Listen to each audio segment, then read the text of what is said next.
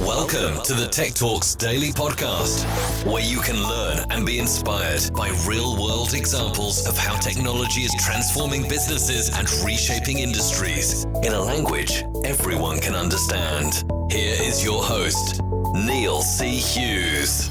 Welcome back to the Tech Talks Daily Podcast, where we chat with a different tech leader every single day. How they are transforming or bringing improvements into industries right across the globe.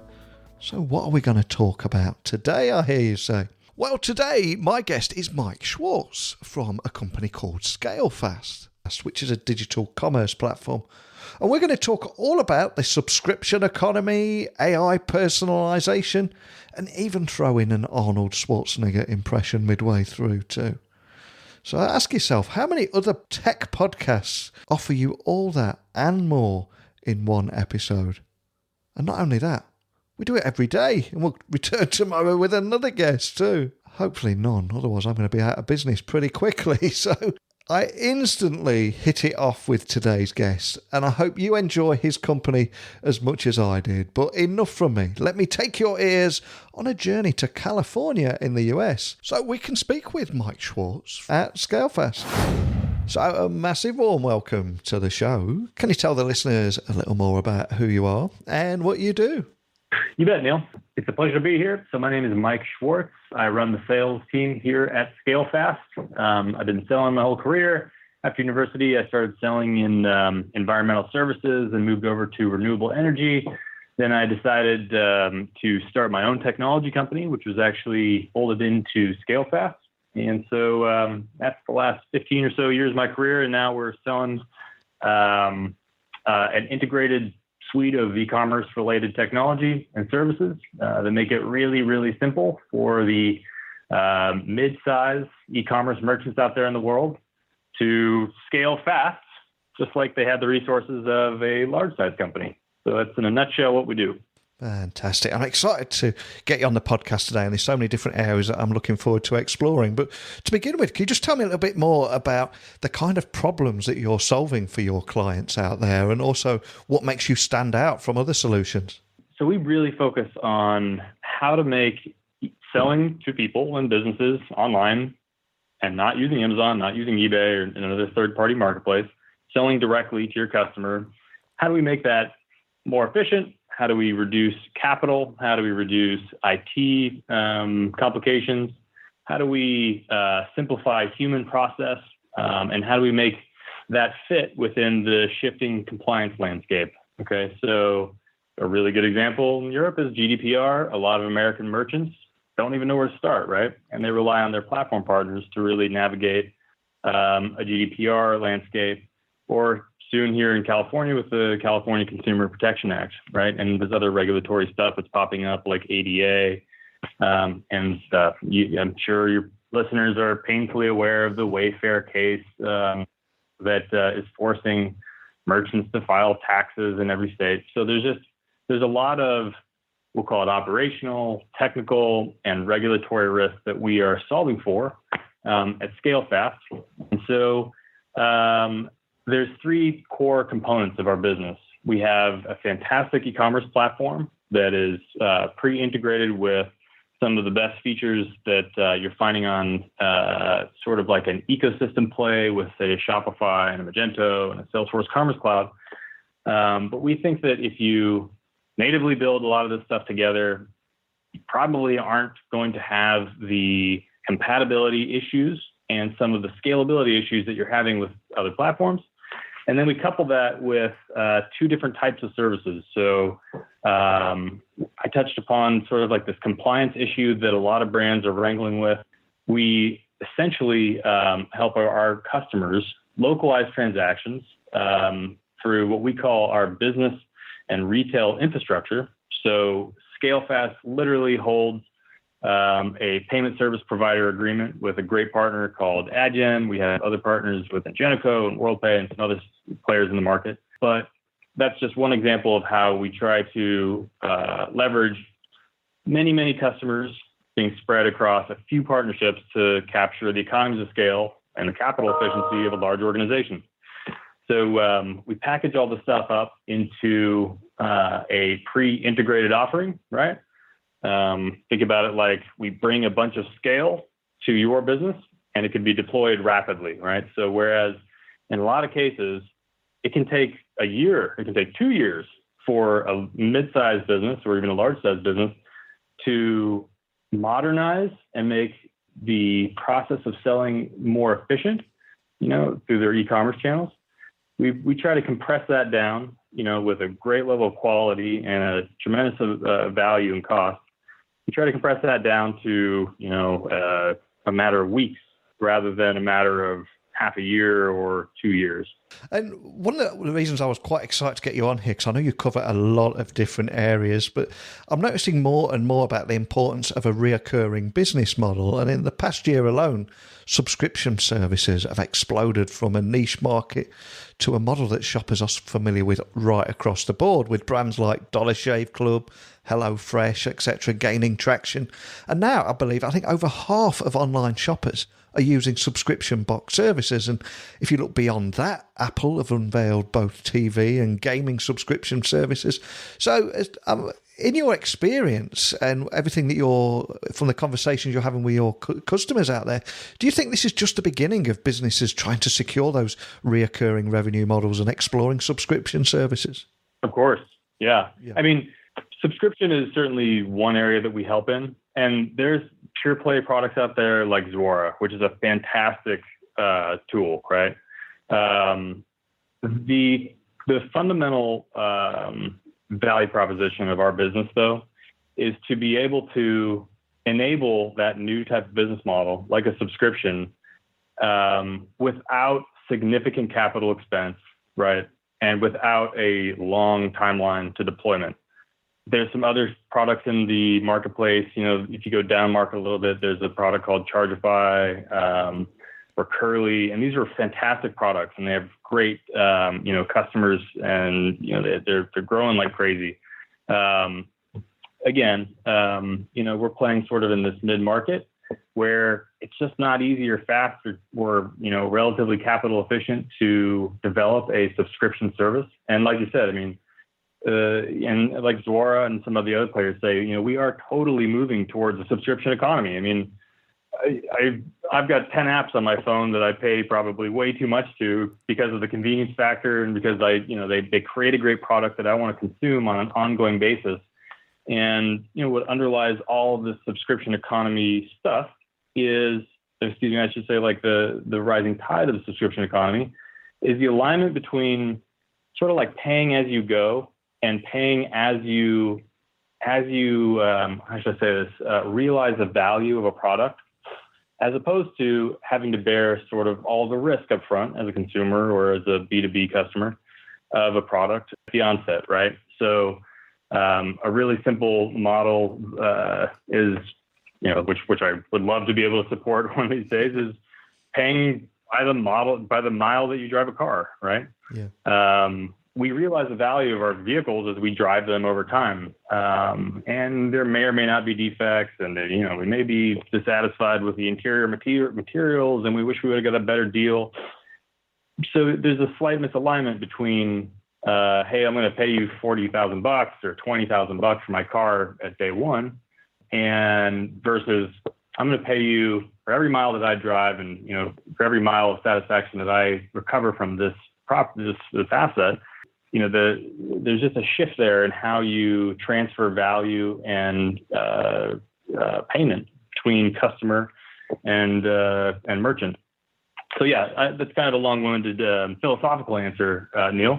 But it's something that we, as an e-commerce technology player, have to be very aware of. And I think that it's taken a long time for us all to sort of get used to paying for things on a reoccurring basis.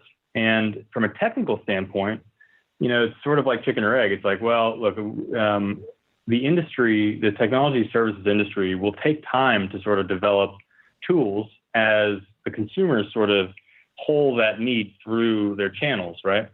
And so understandably, there are very limited options out there for sophisticated subscription merchants. So like a really good example is if you have a digital product and a physical one, right? Like a media player that would cap, for example, like Pandora, if you want to sell those in the same transaction, it's technically very difficult. And you have to really, really try hard and spend time and energy and a tremendous amount of capital to bend tools to meet that need. And so, Scalefast has a pretty unique opportunity coming to the market with a bunch of solutions. So loyalty program, virtual currency management, internationalization, and some customer support stuff and some other, great added values pre-integrated with a subscription management capability. And, sorry to get kind of jargony, but I think that it's really easy from the consumer standpoint to forget, like, this is kind of a complicated business, right? And just to take it one step further, like, think about e-commerce as a theme park. I was watching that new series on Disney Plus last night, Imagineering, which is a fantastic show, and I recommend to you and all of your listeners to go watch it because Walt Disney was such a genius, right?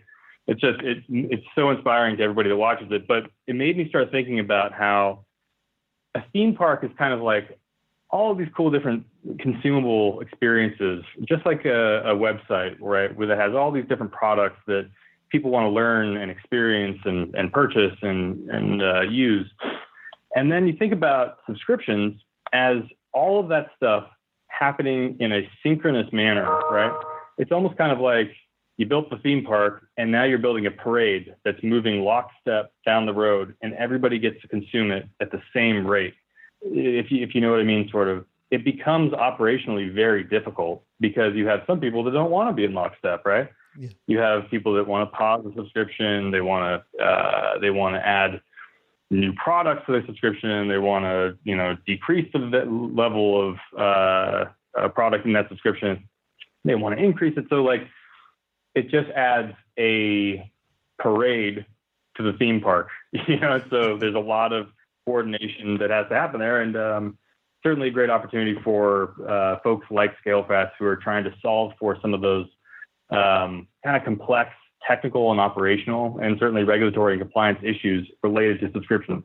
So just sticking with subscriptions at the moment, because you said there the convenience factor, and that's why you've got so many of them yourself. And you did mention Disney Plus, which I believe is another subscription option in the US. But it does seem that shoppers are willing to put convenience and value over their time. But why do you think subscription churn rates are so high and consumers are actually consumers just quickly cancel services that are not delivering on their expectations, don't they? Which brings up other challenges too. You know what? I'm going to give you kind of a dumb answer. Yeah. And it's purely because it's not an intelligence comment about me, but we think about what is it that Scalefast can do to influence or control churn. What you're kind of talking about is retention and churn, right? Yeah. And the things that are within our control, it's not the product itself that people want to sell on our platform. It's not the level of quality of customer support that they want to offer, things like that. The things that we can control are the ability of the customer to sort of own their own destiny without having to talk to a human, just like they do with Amazon. So Amazon has done a fantastic job. They've spent hundreds of millions of dollars, hundreds of millions of, we'll call it labor hours or learning hours on what is the best user experience to keep somebody coming back, right? I mean, they are the best, at least in Western civilization. So when you go to a store or, if you're a consumer or you're a B2B shopper, the bar has been set way high, right, by the experience that we all have become very used to with Amazon. And so from a technology interface and user experience standpoint, it's our strong belief that if you can't at least deliver, that level of, we'll call it self-service and transparency in the merchant process or, the seller's process, you're going to see people bouncing and churning and not wanting to continue to purchase your product. That said, on the product side of the house and the brand side of the house, I think that it's easy to get the first win, right? It's easy to say, we have a great product. The marketing is fantastic. We're going to get the product to you in one day. It's affordable. It serves a need in your life. But I think that it takes a truly special product to really earn that recurring revenue, and certainly the convenience factor plays into that. The value that you get out of the product itself, and sort of living up to that brand promise, and I think that there was a time when subscription box services had a huge explosion. There was, there's a box for everything. And in fact, I still have boxes, right? I mean, you said half of all consumers have tried or, want to, or currently are using a box service. I've got a great one for my dog, but I don't really need one for chewing gum. I don't need one for things that I probably consume on a regular basis, but I don't really have to have like a cologne subscription service. So I think that, there was certainly a hype bubble. And I think that now you're seeing correction in the market where the products that really do earn their value as a recurring piece of our lives as consumers, those are the products that really, have stuck, and the other ones have sort of turned out. And I'd also want to point out that Scalefast are not just about subscriptions, and you actually set out to simplify e-commerce for brands that want to make their online store the best place to shop. But just to get everybody on that same page, do you have any use cases or any stories that you can help everyone understand just the kind of difference that you're making through that simplify, scale, and personalized mission that you're on? To relate this to listeners, not everybody has run a large e-commerce channel and understands the operation challenges and stuff there. What we describe the evolution of e-commerce since, say, 2000-ish, is that there's been really 3 different generations, okay? And so Gen 1, get the thing online. It was highly custom built. Somebody on your team is an engineer, and they found a way to connect to a payment service provider, and they found a way to connect to a warehouse, and they, understood generally the tax rules that were attached to selling to consumers. So that was kind of like Gen 1, right? And then Gen 2 was using great products in the market like a Shopify or Magento or a Demandware at that time. So I'm thinking more like the time frame between, say, 2009, 10, and say 2015, 16, 17, okay? And what you've seen now in what we'll call a Gen 3 is that there's sort of like an overlap of all these different channels, and there's all these different warehouses and all the different components, like the horizontal components of a business that need to adapt to e-commerce, because now everybody's justified the business case. We all have enough capital to invest in this direct consumer channel. We don't, we understand that there's maybe channel conflict with our retail partners, but we understand the value of the consumer relationship and the incremental margin and, the control of the brand. And so, what we want to, what I think that all e-commerce technology players need to sort of start figuring out, and what we've done for a couple of our customers, is connect all those different moving parts, right? So connect my legal compliance team, or I should say my global trade compliance team with my,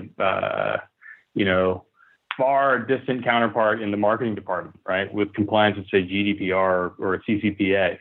So what we've done is we've helped a number of customers. So we have great customers in the video game industry, from Take-Two Interactive and Square Enix, who makes Final Fantasy and Tomb Raider and Hitman, to consumer electronics with, we have a fantastic case with a company called FLIR, who makes thermal imaging products. These two businesses are totally, those two examples, are totally dissimilar, but they're similar in that they need subscriptions. They sell digital versions of their products. They want to start aligning better with how our customers today are, how consumers today are expecting value, and how they want to pay for the product over its lifetime. And so we're, let's take this FLIR example. FLIR is a consumer electronics business. They make really expensive sensors, thermal cameras, things like that. In fact, if you ever saw Predator, remember the movie Predator with Arnold Schwarzenegger? He's running around in the jungle, and the Predator is watching him, from like a tree, and you can see the heat signature. That was all shot on a FLIR camera. It's a really cool company. And so the thing is with that business is, SMB, mom and pop contractors are a huge component of their customer mix. and they don't have, $150,000 of cash on hand to use, high, the highest quality equipment to do their jobs, as like HVAC managers or oil and gas maintenance crews, but they do need those products. And what FLIR wants to do, and this is a fantastic strategy, and it's indicative of the entire industry shift towards paying as you go. But FLIR wants to say, look, we will. So you can be a subscriber to a piece of $10,000 equipment. From FLIR's standpoint, it makes a lot of sense. They are easily salvageable product, but they want to reassess how you charge for your customers and how you acquire happy customers over the lifetime of a product. That's kind of another long-winded answer, but there are a ton of really great cases where Scalefast sort of has to plug into a large organization or a mid-sized organization to fix a lot of the technical debt and the legacy issues that they inherited, or that they are inheriting now from that Generation 1 or Generation 2 e-commerce build-out. And something else that I'm noticing more and more is that how customers are reshaping the digital landscape with their ever-increasing expectations. And when I looked on the Scalefast website, something that stood out to me straight away was the AI-powered personalization that you're offering, which allows your customers to create raving fans, not just those one-time customers. Are you noticing a real thirst for that kind of real-time personalization or AI-powered personalization now? For sure. I mean, this is sort of the world we live in now, right? And it actually is, it's one of the defining characteristics of what we were calling Generation 3 e-commerce, right? In theory, the principle is easy. You go, and I use the example of eating with my wife's parents. When I'm at my in-laws' house, I know what they like to drink. I know what they like to talk about. I know what, they want to know when we're going to have a kid. Like your customer, right? And the customer is, my in-laws, who I love, and they're great people. And they are happier after, that dinner than they were before it because, as the person that's, satisfying my customer, I kind of know what they want to, what their concerns are, what pains they need to solve, what products they want to buy. And in this case, the product is Mike Schwartz, where I'm at dinner. But if you can personalize the user experience, I know it's almost cliche at this point, but it really does create a more sticky relationship between business and customer. And it's simple things, right? So, we talked about video games earlier. I'm a video game publisher, and I have, action games, or I have role-playing games, and I've, my customer comes to my website, and I know that customer has always purchased role-playing games, and they love the characters that are in those storylines.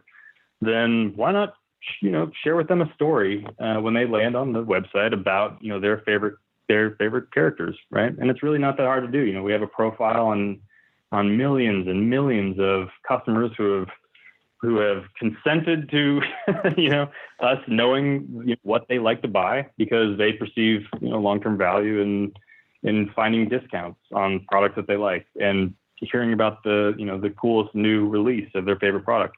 So those are, real tangible added values that really do move the needle, in a simple sense, just from a revenue standpoint in the short term. In the long term, it's a really, really important capability to personalize user experience.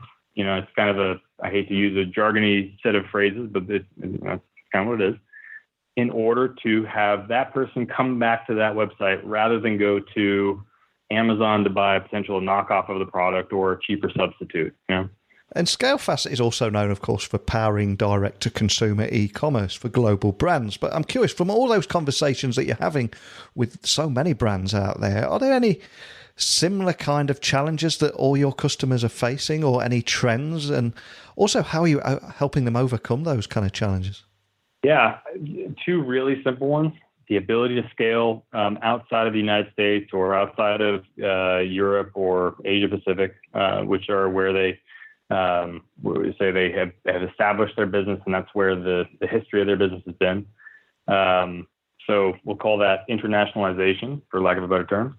And then the second component that we really solve for is bridging the gap between where they started selling through their traditional channels, using their retailers, so the Best Buys and your retail partners, retail channel partners, to understand the customer, support the customer, create a great user experience.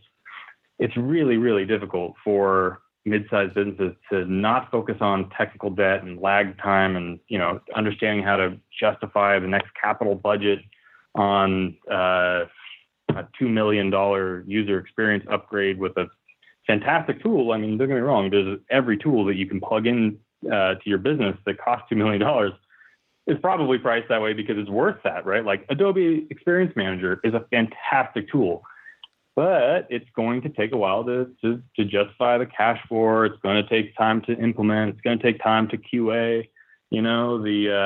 The first version of kind of what you set up is certainly not going to be what it looks like after it's gone through 10 iterations and you kind of tuned everything and A/B tested and everything. So, we actually work with AEM, Adobe Experience Manager, and we work with other, we'll call it premium enterprise tools.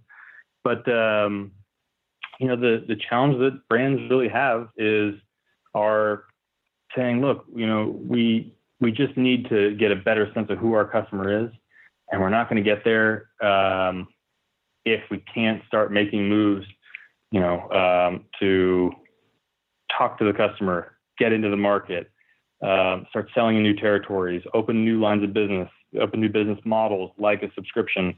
And we can't get to those steps if we can't justify the cash. And if it's going to take 2 years, we need to deliver results in the next 2 quarters, right? And so, these are really big problems that Scalefast is purely designed to solve. So yeah, I mean, internationalization, streamlining the direct consumer, e-commerce, operational, technical, and regulatory stack is what we're here to do.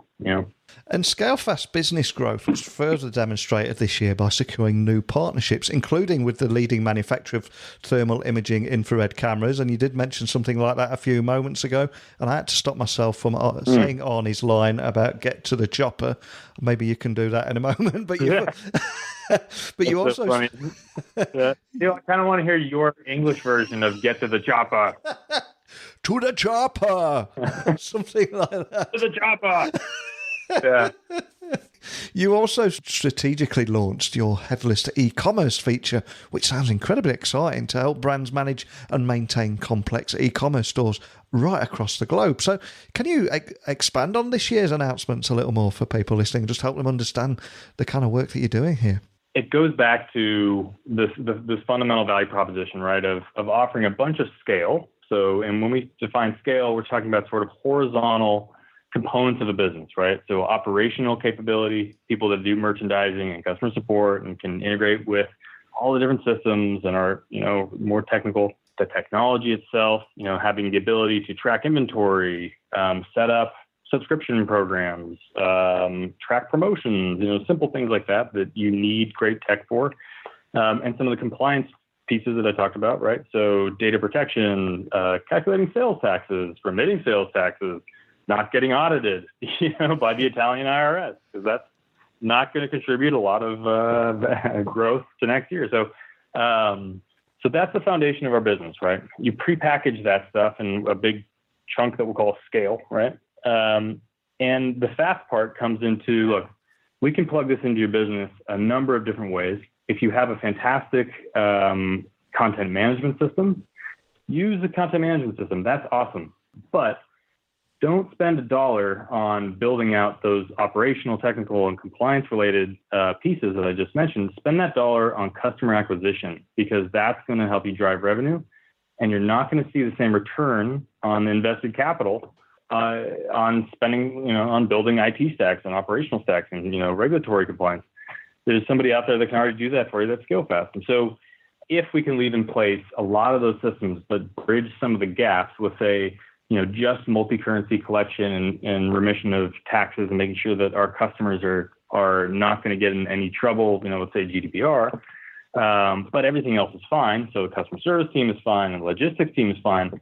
then we can take what we've built with this, what we're calling it a headless model, and really bridge those gaps so that not a lot of cash has to be spent on major upgrades, and not a lot of time has to be wasted on figuring out how to recreate the wheel, because that's stuff that Scalefast has already done. And of course, Scalefast have enjoyed a hugely successful year here in 2019 after winning a heap of awards, including Most Innovative Tech Company of the Year.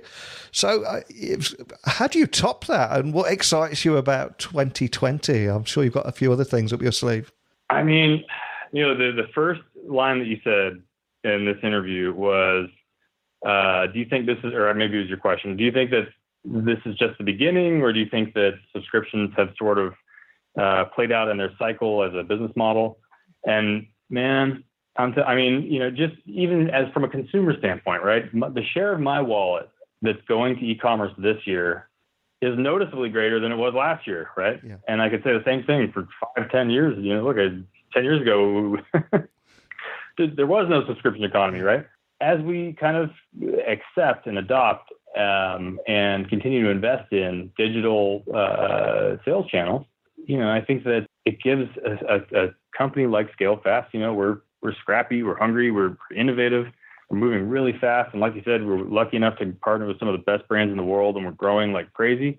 That gives us so much confidence, and so much excitement to show up at our jobs early and leave late. It's the best part of a lot of our careers, to be totally frank with you. So this is certainly just the beginning.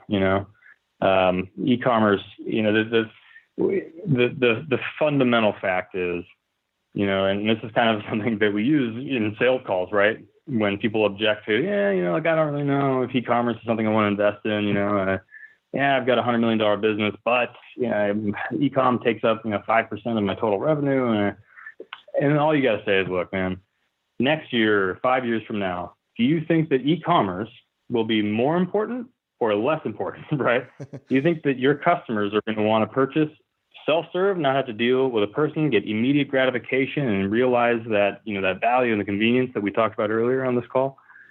Do you think they're going to want to do that more or less? And do you think that the industry, every industry, our economy is going to go in that direction or not? Obviously the answer is yes, of course. Yeah. And then the question becomes, well, look, we think that success is a function of time to market, how much you can learn, really understanding your customer and really developing a great brand and building trust and all that stuff that comes with, long-term brand equity. Our thesis is, every dollar spent on IT stacks and people and compliance and things that hold you back from realizing those important additions to your business, every dollar that you could redirect to acquisition is going to help you kind of keep up with the e-commerce economy, right? It's a rising tide for sure. And regardless of what happens with the yield curve on, government debt and the broader economy, as a percentage of total GDP, online sales will continue to increase until, at least I'm not around anymore. So that's huge for us. And thank you so much for the compliment. I mean, we're super excited. This is a great time of, this company's, trajectory and all of our careers. And, it's a fun time to be selling technology. It really is. And having just spoken to you for 30 minutes today, I think we're going to be leaving people by opening their curiosity, delivering epiphanies, or even the eureka moment, and essentially leaving them with even more questions. So for those people listening, can you just remind them of where they can find you online, find out more information about the kind of thing that you're doing, and also contact your team if they're left with any questions? Please do. We would love to talk to anybody that's interested in, expanding e-commerce here in the States or internationally. You want to build out subscription programs, want to, better equip your value chain to sell to your customers directly. So if you go to scalefast.com, that's like you step on the scale and you run fast. We have the form, standard form, like any other website. Fill that out. We are great at responding within half hour. And we really, really appreciate any opportunity to learn from folks in the market, right? We'd love to talk to your listeners, and we really, really appreciate this opportunity to talk to you, Neil. I appreciate it too. And I've been watching you guys from afar from a while now. And I know you don't just do subscription. It's so much bigger than that. But that is such a big thing at the moment. And I think there's so many businesses exploring that and needing someone with specialization that will help you scale and serve your current audience while also avoiding any unnecessary hiccups is so important. So I love what you're doing and how you're leveraging technology, and you've had such a hugely successful year that I hope to get you on next year and catch up with how you're getting on, and maybe meet in person on the tech circuit, and maybe even do this podcast in person, but we'll leave it there. So a big thank you for coming on. I really appreciate you taking the time. You bet. Thank you, Neil. What a great guy. And anyone that can get me doing an Arnie impression gets my seal of approval. And I love how Scalefast is leveraging technology and changing the way brands do direct-to-consumer e-commerce, all by empowering them to regain the control and the simplicity that they need in order to create those exceptional shopping experiences that customers now crave. And not only that, they expect them as standard. So empowering brands to do all that directly from their online storefront has got to be a good thing. And regular listeners will know how passionate I am about the subscription economy too.